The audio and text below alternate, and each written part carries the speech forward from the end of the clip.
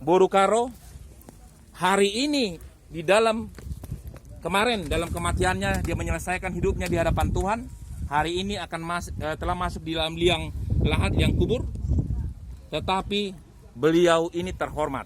Amin. Amin. Karena masih ada anak-anaknya yang mengambil bagian untuk memberikan dan mengantar ke tempat pemakaman. Di mana tempat pemakaman ini adalah sementara. Kata Alkitab. Dari tanah itu akan kembali kepada tanah. Kalaupun diizinkan Tuhan tadi sudah masuk, kita tidak melakukan prosesi seperti dari tanah kembali kepada tanah. Tapi memang saudara dan saya asalnya dari tanah.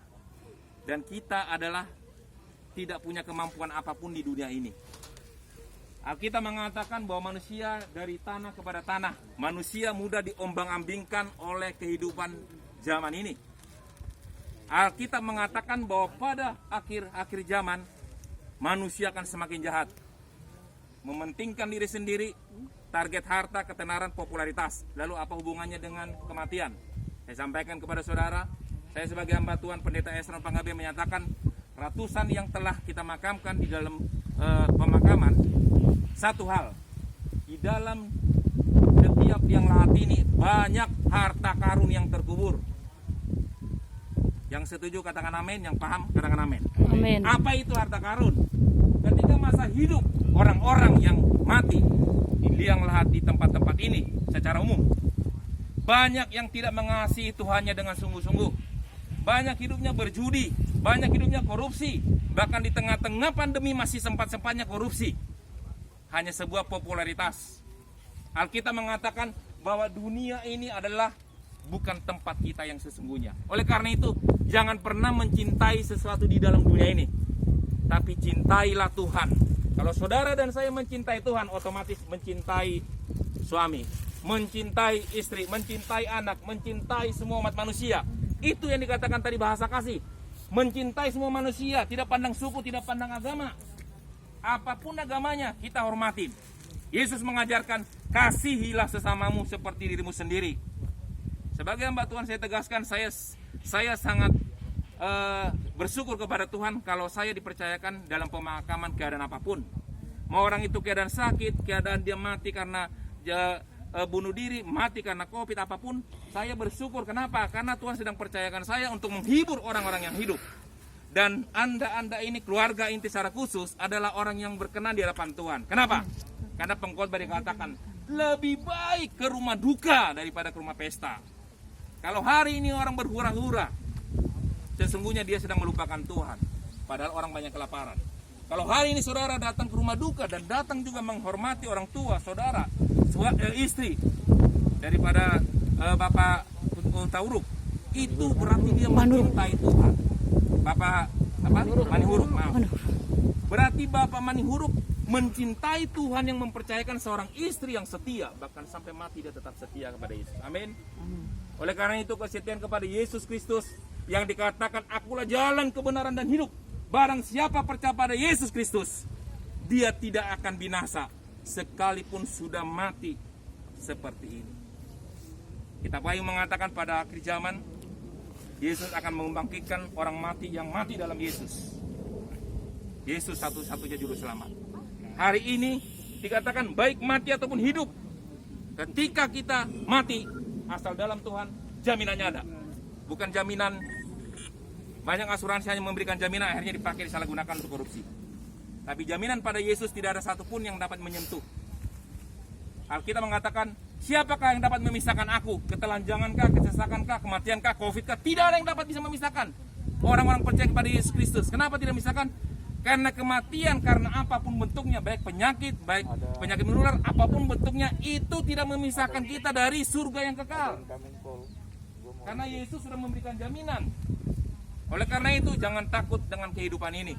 Ada masalah, kita datang pada Yesus. Ada persoalan, kita datang kepada Yesus. Kita kehilangan orang-orang kita cintai, ya, kita datang kepada Yesus. Katakan, Tuhan, Engkau yang punya daripada mamaku ini, Mama Marta Borukaro. Engkau yang mempercayakan untuk saya sebagai anak, sebagai putri. Bahkan ketika menikah, beliau hadir. Katakan pada Yesus, terima kasih Tuhan. Orang yang tahu berterima kasih adalah orang yang penuh cinta dengan Kristus. Alkitab mengatakan orang yang tidak mempunyai kasih, dia tidak berkenan kepada aku.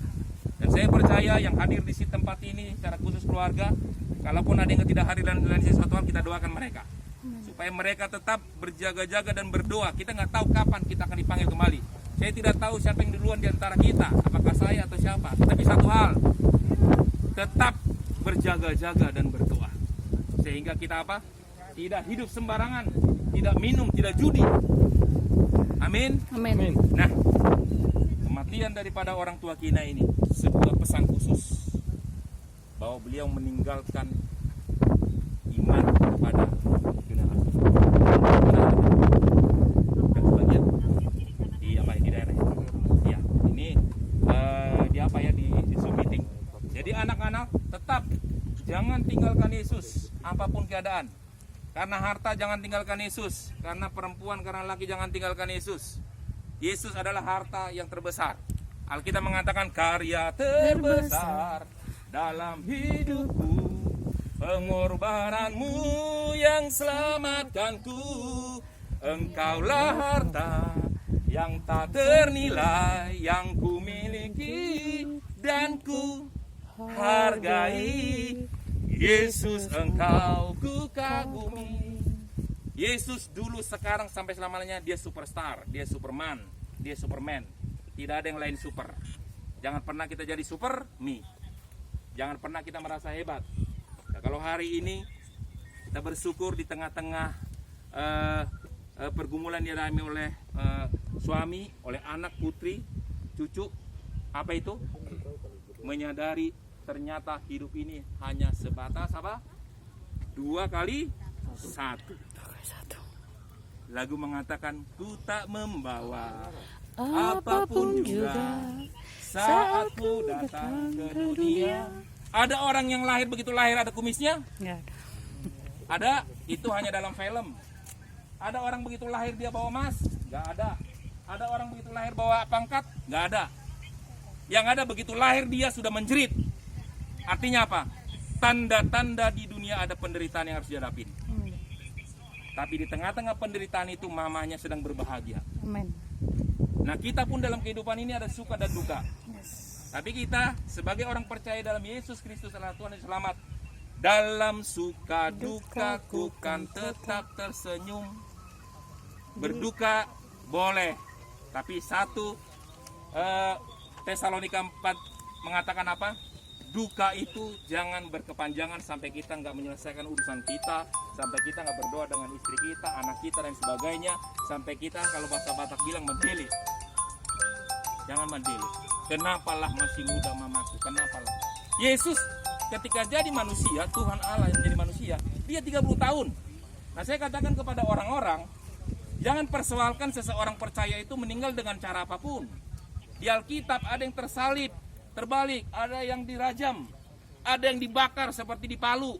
Tapi orang dibakar tidak akan membuat dia gagal ke surga selama Yesus adalah Tuhan dan Juru Selamat. Amin. Karena kasih itu sempurna, tidak pernah membalas kejahatan dengan kejahatan. Yesus mengatakan ketika tersalib, ampunilah mereka sebab mereka tidak tahu apa yang diperbuat. Berdoa bagi orang-orang yang apa? Yang menzolimi, bahkan yang membuat kita seakan orang asing di negeri ini. Amin. Oleh karena itu, memang tempat kita yang sesungguhnya bukan di planet bumi, bukan di benua Asia, tapi di apa? Surga kekal. Oleh karena itu, saudara dan saya, orang-orang percaya, biasakan hidup memuji Tuhan. Amin. Amin. Karena di surga nggak ada kerjaan lain.